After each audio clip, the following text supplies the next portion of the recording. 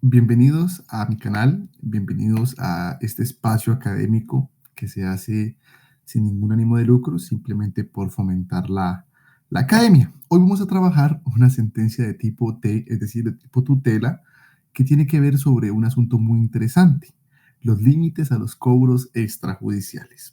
La sentencia es la T-584 del 19 de diciembre del año 2023, claramente emitida por la Corte Constitucional. ¿Y qué pasó en esta sentencia? Que es más bien un chismecito. Bueno, Hernán solicitó un crédito de 500.000 pesos colombianos a través de una aplicación a la entidad Luquiao App. Luquiao App versus Hernán. Luquiao le desembolsa, le realiza el dinero a Hernán. Hernán consume ese dinero, pero resulta que Hernán se atrasa en cuotas. Hernán empieza a atrasarse en cuotas. Entonces, Luquiao App, ¿qué hace? Empieza a realizar esos cobros extrajudicialmente. ¿Cómo lo hacen? Bueno, primero ponen la foto de Hernán en un pendón y dicen deudor moroso. Luego la ponen y le dicen, Hernán, ¿y mi plata para cuándo? ¿Para dónde? ¿Listo? Le escriben con grafiti en el piso, Hernán, mala paga, ¿listo?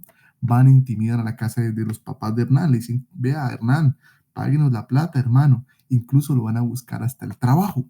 Entonces Hernán dice, no, venga ya, pues eso se está saliendo de control. Y decide formular una acción de tutela como mecanismo de protección de los derechos constitucionales. ¿Cuáles son los que invoca Hernán? El derecho al buen nombre, el derecho a la honra y el derecho a la intimidad. La acción de tutela es resuelta por un juzgado penal de Bogotá. El caso ocurre en esta ciudad. Y el juzgado dice, no, la acción de tutela no es procedente. ¿Por qué? Claro, porque Hernán tuvo otros mecanismos en vez de la acción de tutela. Entre ellos está, por ejemplo, realizar la denuncia por el delito de constreñimiento ilegal. Resulta que Hernán realiza la denuncia por el procedimiento, por el delito de constreñimiento y la misma se archiva. La Corte Constitucional, usando ese mecanismo de revisión, da aplicación a esta sentencia y dice, venga, miremosla. ¿Por qué? Porque es novedosa. Además, es una sentencia bastante lúdica. Aquí dejo en pantalla unos fragmentos sobre cómo Luquiao App realizaba ese cobro extrajudicial. Entonces, vemos pues que son palabras soeces, vemos pues que son palabras salidas de tono. Y es muy interesante porque esta sentencia vincula a varias entidades. Vincula a la superintendencia financiera y le dice, venga, emite un concepto. Y la superfinanciera dice, venga, despacio. Los particulares no están supeditados a nuestra inspección y vigilancia. Ellos los cobija la Superintendencia de Industria y Comercio.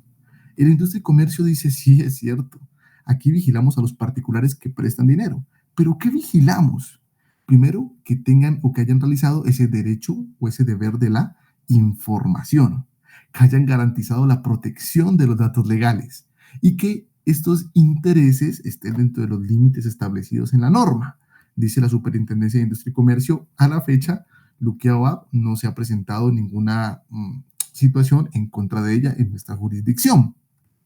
Entonces la Corte Constitucional empieza a hacer un recuento de cuáles son los mecanismos extrajudiciales. Bueno, definamos que es un mecanismo extrajudicial. Entonces el mecanismo extrajudicial es aquel mediante el cual tú vas a lograr que se pague, se reconozca una obligación de carácter jurídica, pero antes de acudir al proceso. Ya sabemos pues que según la cuantía podemos acudir tanto a un proceso monitorio como a un proceso ejecutivo para realizar estos cobros. Pero ello pues va a generar gastos de abogado en el caso que lo requiera, esperar un término prudente en tanto el despacho puede libre mandamiento. Entonces la norma permite realizar cobros extrajudiciales. ¿Es legal? La respuesta es sí, pero tiene límites. Vamos a ver algunos ejemplos que cita la Corte en esta sentencia. El primero es la sentencia T412 del año 92, en el que aparece la figura de los chepitos. ¿Y quiénes son los chepitos? Yo creo que todos aquí hemos escuchado quiénes son los chepitos, ¿no? Ah, usted anda de chepito. Ah, usted anda de tal cosa de los chepitos. Pero ¿quiénes eran los chepitos? Los chepitos eran personas que ejercían esta profesión, usaban traje, sombreros y andaban con unos maletines que decían deudores morosos. Entonces estos chepitos acudían al trabajo o al sitio donde el deudor moroso trabajaba para realizar ese cobro moral, ¿no? Lo veían y decían, no, no, venga, hay que pagar, hay que pagar. La corte prohibió su uso. Dijo, mire, el oficio de los chepitos no, es totalmente denigrante y vulnera los derechos constitucionales antes mencionados.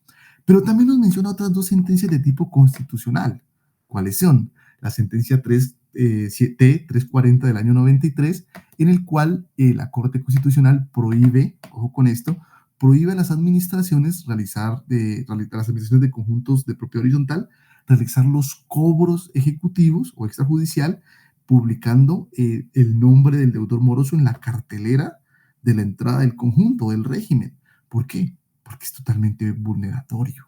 ¿Listo? Y también nos cita una sentencia muy interesante, que es la T411 del año 95. ¿Qué pasó en esta sentencia?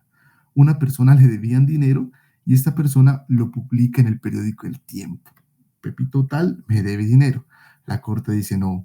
Recuerden, extrajudicialmente sí, pero no así. Hay límites. Entonces, ¿cuáles son las conclusiones principales de esta sentencia? La primera, es válido vincular un tercero a ese cobro extrajudicial en tanto, ojo con esto muchachos, en tanto ese tercero tenga un interés en esa obligación. Piensen ustedes, por ejemplo, en un codeudor, en un deudor solidario.